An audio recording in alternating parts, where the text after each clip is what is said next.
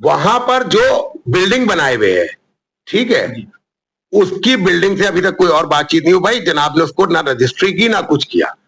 उसके बाद कोशिशों में ये लगे कि हम लोग ये जनाब का नाम इस पे चढ़ जाए। अब कई चीजें बोली नहीं जाती हैं इसमें लीगल तरीके से करने के लिए, कहाँ क्या पैसा देना होता है, कहाँ क्या करना होता है, कैसे चीजें निकलवानी होती हैं, वो सब अभी हम बोल नहीं सकते। किसी को आना है खुद आके पूछ ले हमसे। उसके बाद उस जमीन को चढ़वाने के लिए तमाम कोशिशें की जा रही हैं, और हमारी कौम के बहुत सारे लोग ये लग गए हैं कि नहीं वो जमीन चढ़ने ना पाए।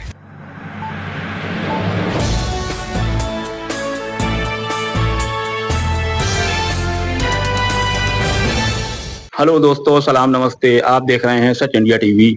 दोस्तों, जैसा कि आप जानते हैं कि काफी दिनों से सोशल मीडिया पे एक हलचल का दौर चल रहा है। पहले की तरह इस बार भी कायद मिल्लत आफ्ताब शरीयत आली जनाब मौलाना शेख कल्बे जवाद साहब क़िबला को और उनके साथियों को निशाना बनाकर तरह तरह की सोशल मीडिया पर बातें हो रही हैं और हालात बद से बदतर होते चले आ रहे हैं। इसी मसले पे आज हम बात करने आए हैं राष्ट्रीय संस्था हुसैनी टाइगर के संस्थापक जनाब शमील शमसी साहब के पास। उनसे हालात हादरा पर बात करेंगे।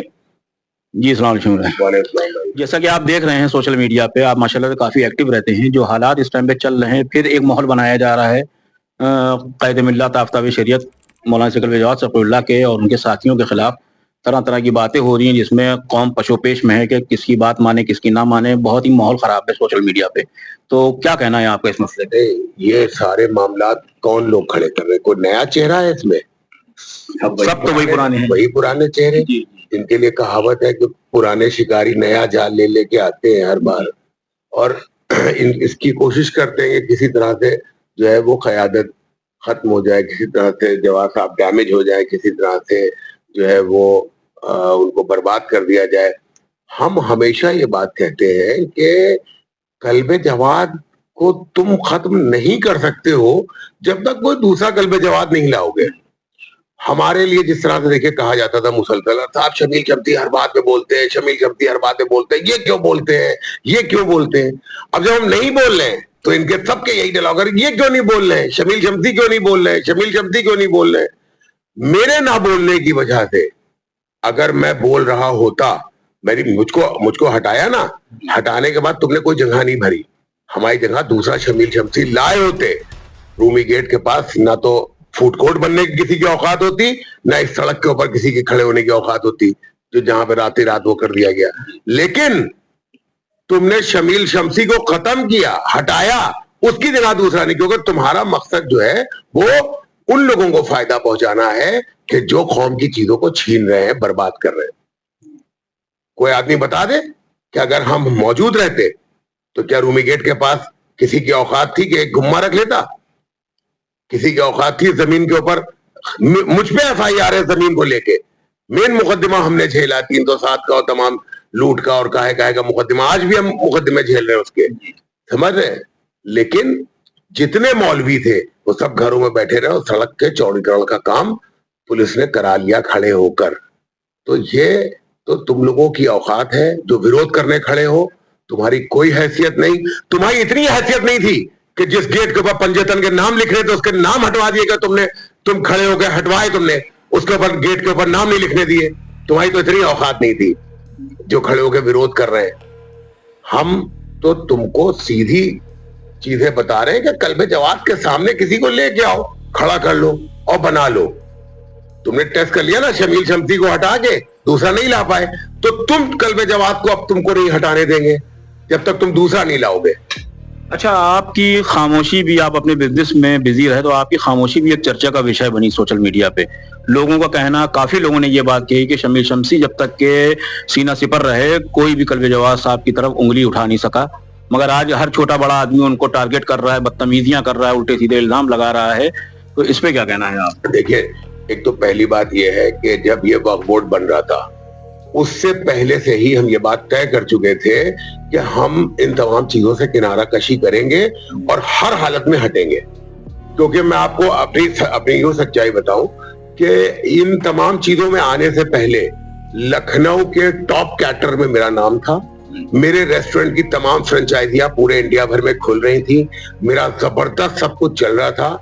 लेकिन मेरे इस मामलात में घुसने की वजह से 2010 से लेके और 2017 16-17 तक मेरा बहुत सवाल का वक्त रहा और मैंने बहुत नुकसानात झेले, रेस्टोरेंट टूटा और तमाम चीजें हुई और मैं काफी पीछे हो गया। लेकिन मैंने ये बात सोची भी थी 2021 में, जब ये कल अली जैदी साहब चेयरमैन बने हैं, और अली जैदी साहब को मैं लाया भी इसीलिए था कि मुझको ये लग रहा था कि अली जैदी साहब हैं जो चेयरमैनी के चुनाव में लड़ने के लायक हैं और लड़ जाएंगे। बकिया जो चीजें थी उनमें सब लोग उस पे नहीं उतर पा रहे थे, इसलिए हमने अली जैदी साहब का नाम दिया था। अली जैदी साहब ने बखूबी अपनी चेयरमैनी के फराइज अंजाम दिए, उन्होंने तमाम ईमानदारी के साथ। आप ये बताइए कि जिस तरह से वक्फ बोर्ड की जमीनें लुटती थी, बिकती थी, सब होता था, ठीक है, किस तरह से जमीनों को बर्बाद किया। क्या एक जमीन भी ऐसी है कि जो शिया सेंट्रल वक्फ बोर्ड की इस वक्त कब्जा हो गई हो या बिक गई हो? ये जो आज चीख रही है, कहां थे जिस वक्त के ऊपर क्या कहते हैं, वक्फ वाजिद अली के ऊपर प्लाटिंग हो रही थी जमीन के ऊपर? तुम कहां थे कि जिस वक्त शहदरे की जमीन को जो है वो 2008 में वसीम ने लिख के दे दिया कि साहब ये हमारी जमीन नहीं है, और ये भी लिख के दे दिया इसके बदले में हमें कोई मुआवजा नहीं चाहिए, ये भी उसने हरामजादे ने लिख के दे दिया है ना। तो ये तमाम चीजें जो हैं वो इन लोगों की खामोश, इनका मकसद है कि इनके अपने जाती मामलात हैं, ठीक है, इनकी अपनी जाती लड़ाइयां हैं, जाती चीजें हैं। इनको भाई अभी हफ्ता भर पहले तक ये जवाब साहब के साथ बैठे खाने खा रहे थे। मुनाफिकत की तो हदें हैं ना इन लोगों की जो विरोध कर रहे हैं, फिर कभी इधर रहते हैं, कभी उधर रहते हैं, कभी ये कहते हैं, कभी वो कहते हैं। हमने अपने आप को किनारे किया अपने कारोबार की वजह से।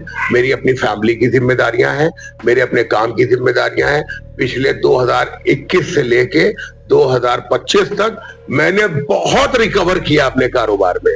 फिर से माशाल्लाह नौशीजान की फ्रेंचाइजीज खुल रही हैं, लखनऊ में भी 2 से 3 आउटलेट और खुल चुके हैं, खुल भी रहे हैं। उसके अलावा दूसरे शहरों से भी वो हो रहा है, दूसरे कंट्रीज में भी हो रहा है। फिर हमारा वेडिंग का काम जो है उसमें बहुत ज्यादा हमारा काम आगे बढ़ा है। तीसरा, हमने जो अपना ये ब्रांड शुरू किया है, इसमें भी बहुत इन्वेस्टर्स और तमाम चीजें आ रही हैं। मैं आपको बताऊं, जो लोग कहते हैं फायदे उठा रहे हैं, ये उठा रहे हैं, मैं आपको आज बता रहा हूं, अभी तक मैंने दुख दर्द किसी को बयान नहीं किए थे, आज आपको मैं बोल रहा हूं, 100 करोड़ रुपए से ऊपर का इन्वेस्टमेंट खान बाबा में हमारे लिए आया था, जो सिर्फ इस वजह से लौट गया कि मुझ पे गैंगस्टर लगी है। जो कंपनी हम पर पैसा लगा रही थी उसकी हालत खराब हो गई देख के हमारे गैंगस्टर भी जो लगी तो वो तहरीकों की वजह से जो आपने, वही मैं कह रहा हूं। तो कौम से मुझको क्या फायदे हुए हैं, क्या क्या चीजें, कोई एक जर्रा जमीन दिखाओ ना। कल्ब जवाद ने अपने भाई को दे दियो, अपने सगे भाई को, अपने बच्चों को दे दियो। हम लोगों के पास कोई जमीनें हो, फायदे दिखाओ हमको। रेस्टोरेंट मेरा टूटा, वो मेरा नुकसान, ये अभी लेटेस्ट 100 करोड़ से ऊपर का इन्वेस्टमेंट था जो लौट के गया। समझ रहे हैं आप? हम रोने नहीं खड़े हैं जी। यासूब अब्बास की तरह के बुलडोजर आके खड़ा हो गया तो कौम से फरियाद करने लगे। समझ रहे हैं?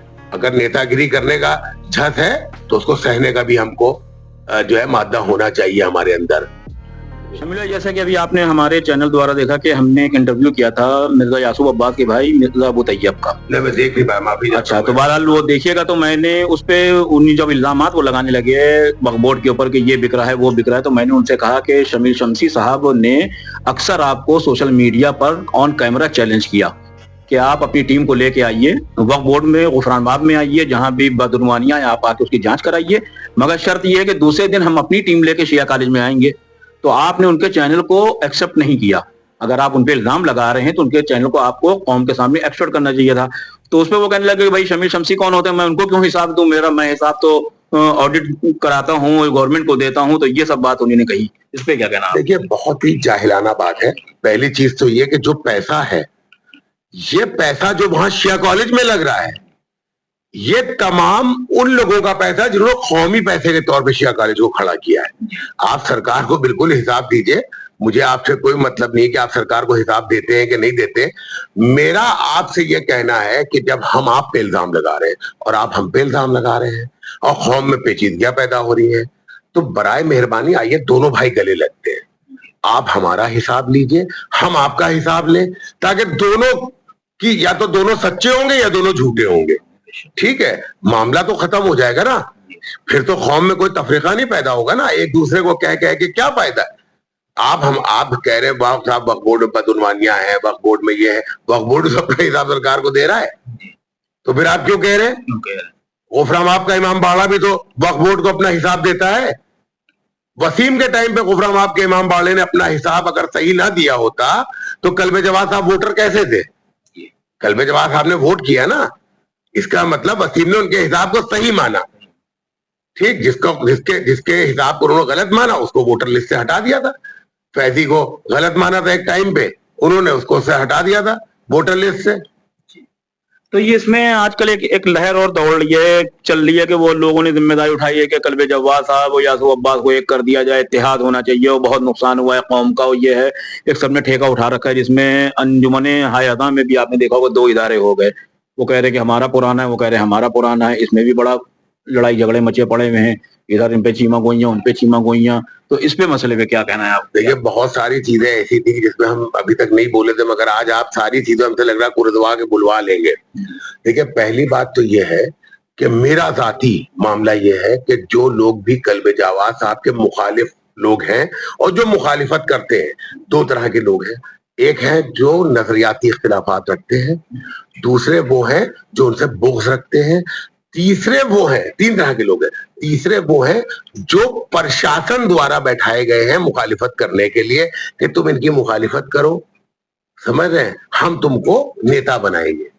तो वो वाले जो लोग हैं, ठीक है, वो आपके साथ कभी भी नहीं आएंगे। जैसे यासूब अब्बास है, उनको प्रशासन ने बिल्ड किया है, उनकी कोई वो नहीं है कि साहब वो कम्युनिटी में तो इत्तेहाद उनसे नामुमकिन है। हाँ, इत्तेहाद उनसे नामुमकिन। किस बात पे करेंगे? इससे पहले उनकी बिल्डिंग गिर रही थी, कल्बे जवाद साहब ने उस बिल्डिंग को रुकवाया, ठीक है, और इन्होंने कहा हाँ हाँ बिल्कुल, अब हम लोगों में कोई इख्तिलाफ नहीं होगा, हम लोग ये नहीं वो नहीं, बड़ा अच्छा, हमको भी हमारे पास भी तैयब आए, घर के बाहर हमारे बैठे, सब बातचीत की, उन्होंने नहीं बिल्कुल ठीक है, चलिए हम लोग सब एक है, कोई बात नहीं, अब कोई वो नहीं होगा। ठीक है, जैसे ही आजम खां वाला मसला आया, यासूब अब्बास का बयान तुरंत प्रशासन ने दिलवाया अखबार के अंदर, कल्बे जवाद हुकूमतों को ब्लैकमेल करते हैं। ये यासूब का तुरंत बयान आया, किसके कहने पे आया? हुकूमतों को ब्लैकमेल करते हैं। हुकूमतों का हमदर्द कौन है? समझ रहे हैं? तो तुम प्रशासन के हमदर्द हो, तुम हुकूमतों के हमदर्द हो, तुम उनकी मुखालिफत जरूर करोगे। जैसे वो खड़े हो के कह रहे हैं डीएम को, एडीएम को, कमिश्नर को, तुम में से किसी एक की हिम्मत हो कह के दिखा दो। मौलाना कल्बे आबिद साहब मरहूम क़िबला के जमाने से जो तहरीकें चल रही थी, उस दौर से कभी मौलवी कौम के किसी तहरीक में शामिल नहीं हुए। फिर वो क़यादत की जिम्मेदारी आफ्ताब शरीयत के जिम्मे आई, उनकी तहरीकें चली 40 साल से लगभग, वो भी क़यादत कर रहे हैं, मगर उनके साथ भी कभी कोई मौलवी नहीं आया। तो क्या ये मतलब हो सकता है कि क्या ये मौलवी जो कभी नहीं है तो कैसे आ सकते हैं, जो इसके लिए कि इत्तेहाद की जबरदस्ती एक झुंझुना इत्तेहाद का दिखाया जा रहा है? ये क्या है? पहली चीज ये कि झूठ एक बहुत बड़ा इत्तेहाद का, वो इत्तेहाद करना नहीं चाहते। जिन लोगों ने किया, इत्तेहाद का नारा दिया, उन्होंने भी उनको कसूरवार किया, जवाद साहब को, कि साहब आप उनको देखने नहीं गए इसलिए वो नहीं आए। समझ रहे हैं? तो इसका मतलब तुम्हारे लिए जाती मामलात अहम रखते हैं, कौमी मामलात अहम नहीं है। ठीक है, और हमारा ये कहना है आप इत्तेहाद करके जितनी भी चीजें हुई, 97 में भी तमाम उलमा साथ रहे, लेकिन सबने पेचीदगियां पैदा की। मैं गवाह हूं उन मीटिंग्स का, उन मीटिंग्स की जो तकरीबन 53-54 मीटिंग्स हुई प्रशासन के साथ उस वक्त के ऊपर, उसमें मैं शामिल था और मीटिंग्स में, और मैं ये देखता था कि इन मौलवियों की, इन लोगों की क्या क्या मक्कारियां हैं, क्या क्या चीजें हो रही हैं, और बात तक क्या क्या होती रही, क्या क्या बात तक होती रही। अभी तो सबसे बड़ा मसला है कि जो इस वक्त जो बच्चे हैं, यानी कि 98 के बाद से, जिनको जेनजी बोले हम लोग, जो जेनजी आजकल जो चल रहा है, वो जो है उन्हें तो बेचारों को कुछ पता ही नहीं है। उनके सामने तो सब, उनको तो ग्रीन हाउस मिला, अब उस ग्रीन हाउस में सुकून से उनको लग रहा था तो सब उठ रहा है, तो सब करे, तो कुछ तो था ही नहीं, ये तो बढ़िया हो रहा है हमारा। उनको पता नहीं कितने संघर्षों से, कितनी चीजों से सब चीजें हासिल हुई है। तो उनका ब्रेन वॉश करने में तभी तो और फायदा हो रहा है, इन लोगों को मौका भी, क्योंकि उनको मालूम नहीं है जी, उनको ये पता नहीं कि तुम सिर्फ तैनाबाद के इमाम बाड़े में घुस नहीं सकते थे। समझ रहे हैं? हम कह रहे हैं कल्बे जवाद बहुत बेकार आदमी है, बहुत खराब आदमी है। तुमने तो कोई एक काम ऐसा किया होता, कोई 40 साल में कोई मुकाबले में एक जर्रा तो कहीं पे कोई फायदा कौम को पहुंचाया होता, कोई एक चीज कौम को दिला दी होती। अरे ये देखो वो मस्जिद मैंने आजाद करा के दिलाई, वो देखा तुमने मैंने ये इमाम बाड़ा सजवा दिया, वो देखो मैंने ये असादारी का ये काम करा दिया। तुम लोगों ने सिर्फ अपने घरों के, अपने लिए, अपने फायदे की तमाम चीजें करी। समझ रहे हैं? अपने फायदे बताए तुमने। सवाल शमील भाई आपसे कि जैसे अभी आप काफी दिनों तक सोशल मीडिया से दूर रहे, एक सन्नाटा सा छाया रहा, तो आपके चाहने वाले भी बड़ी तमन्ना कर रहे थे कि शमील भाई वापस नहीं आ रहे, वापस नहीं आ रहे। कुछ टाइगर से बात हुई तो टाइगर्स भी कहने लगे कि क्या कहते हैं कि हम इसलिए चुप हैं कि हमारे चीफ चुप हैं। तो क्या अवाम और आपके चाहने वाले उम्मीद करेंगे कि आप एक दफा फिर वही पुराने रूप में आएंगे? नहीं नहीं, ऐसा मेरे बात देखिए, पहली चीज ये, ना तो हम हटे हैं, समझे, और ना कहीं गए हैं।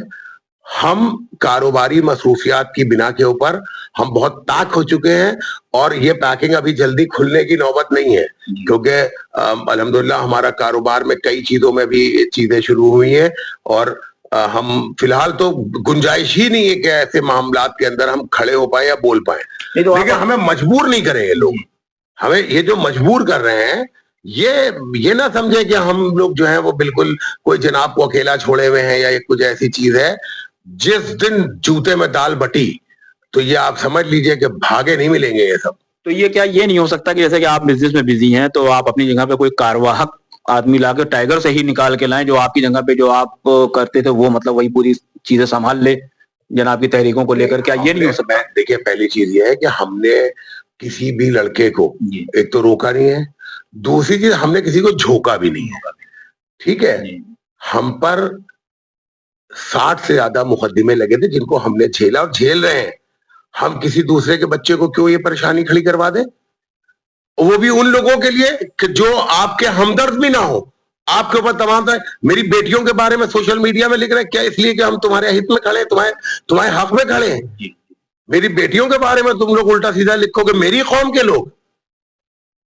मेरा मतलब क्या कसूर था मेरी बच्चियों का जिसपे आप इस तरह के जो है वो कर रहे हैं छोटी नाबालिग बच्चियों के लिए? हैं किस तरह के जुमले थे वो? मैं तुम्हें क्यों ऐसे लोगों को कहूं नहीं तुम लोग झुक जाओ? मैंने रोका नहीं है, लेकिन हम ये नहीं किसी से कहेंगे कि आप नहीं आप आइए, बहुत आपको इस वक्त दिफा करनी है, आपको ये बोलना है, आपको बोलना है। कठपुतली बनाने का हक हमें किसी को नहीं है।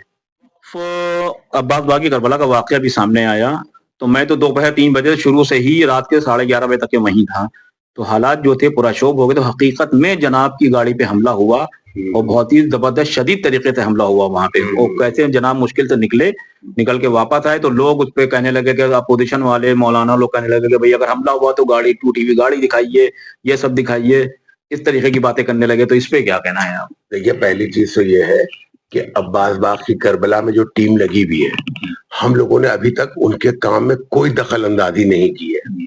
ठीक है, इसलिए नहीं की है कि वो टीम कल अगर नाकामयाब हो तो अपनी नाकामयाबी का ठीकरा हम लोगों पे ना फोड़े।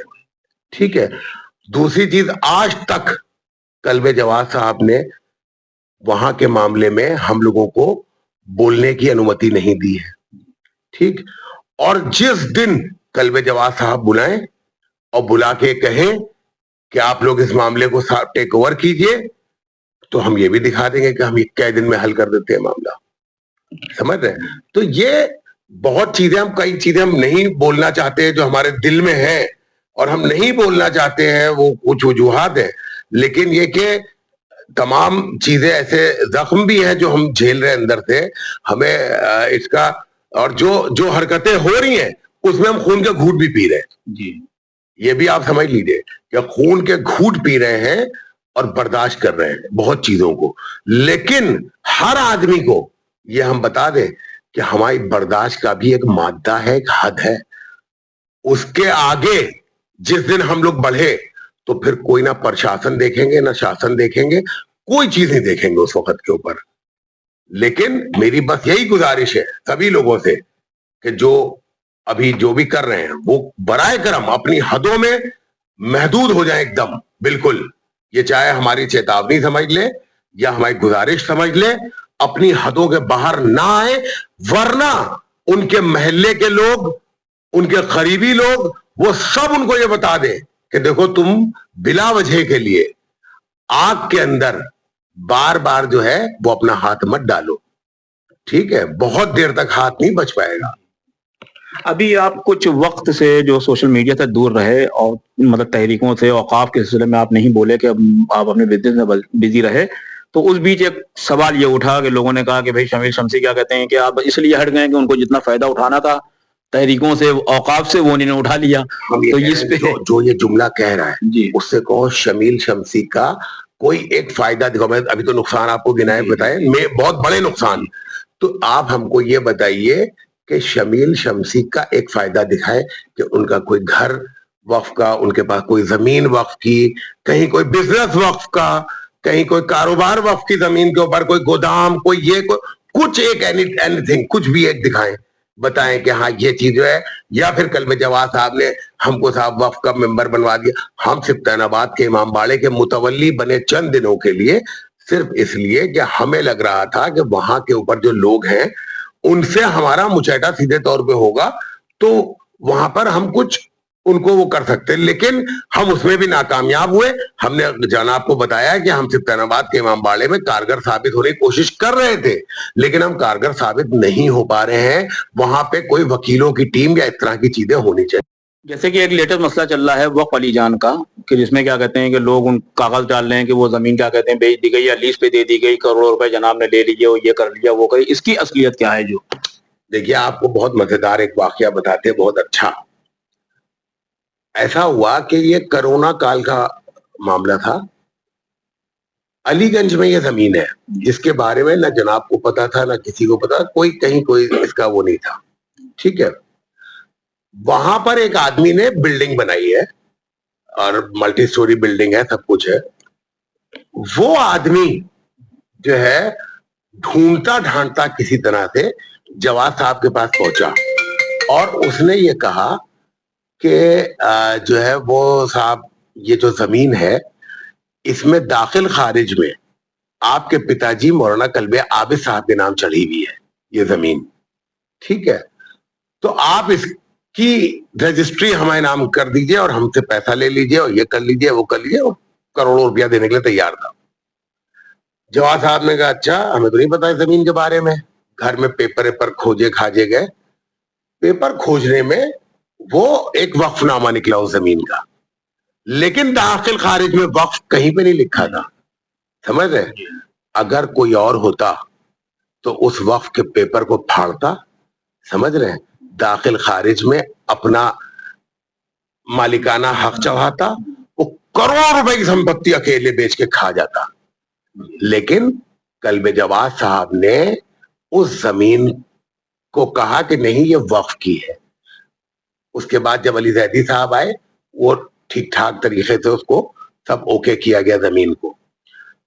वहां पर जो बिल्डिंग बनाए हुए है, ठीक है, उसकी बिल्डिंग से अभी तक कोई और बातचीत नहीं हो भाई। जनाब ने उसको ना रजिस्ट्री की ना कुछ किया। उसके बाद कोशिशों में ये लगे कि हम लोग ये जनाब का नाम इस पे चढ़ जाए।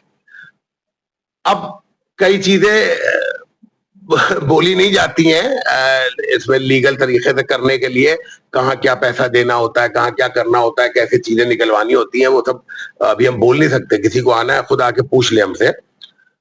उसके बाद उस जमीन को चढ़वाने के लिए तमाम कोशिशें की जा रही हैं और हमारी कौम के बहुत सारे लोग ये लग गए हैं कि नहीं वो जमीन चढ़ने ना पाए, समझ रहे हैं। वो जमीन कल्बे आबिद साहब के नाम से, कल्बे जवाद साहब के नाम पर हो के वक्त में दर्ज ना हो, बल्कि वो जमीन पे कब्जे हो जाए और जो लोग कब्जा है वो बेच बाज के खत्म कर दे, ठीक है। जनाब ने किसी शियाई आदमी को अपने साथ लिया, उनसे मदद मांगी, जो खर्च उसके अंदर मजीद होने हैं बड़े पैमाने के वो सब उनसे करने के लिए वो किया। वो बेचारे राजी हुए, ठीक है।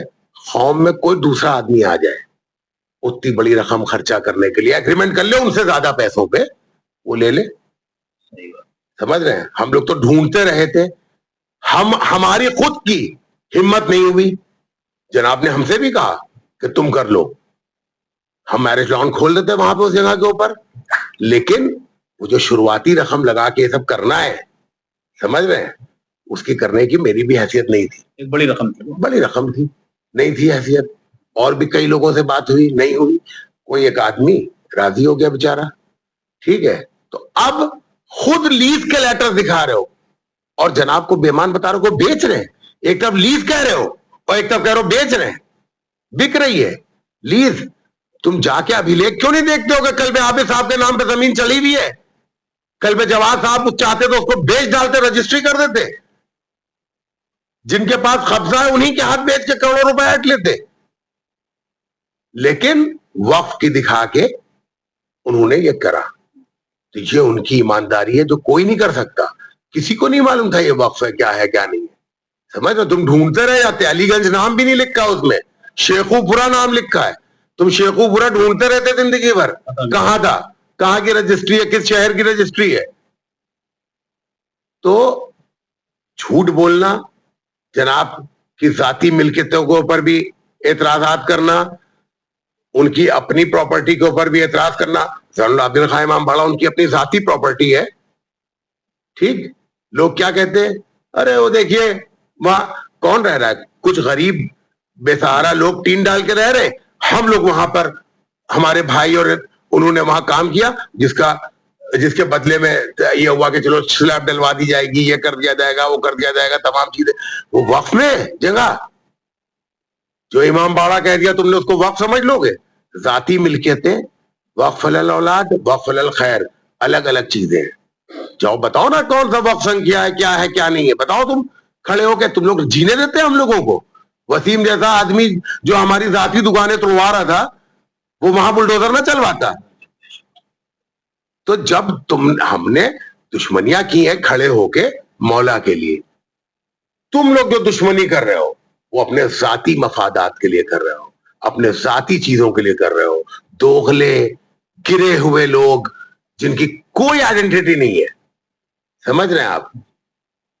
और इन सब की औकातें दिखाएंगे, अभी वक्त आने दीजिए, समझ रहे हैं? सब की औकातें दिखाएंगे इंशाल्लाह। बहुत बहुत शुक्रिया हमसे बात करने के लिए। तो दोस्तों ये थे हमारे साथ राष्ट्रीय संस्था हुसैनी टाइगर के संस्थापक जनाब शमीर शमसी साहब। कैमरामैन तौकीर अहमद के साथ मैं शाहिद मिर्जा, सच इंडिया टीवी।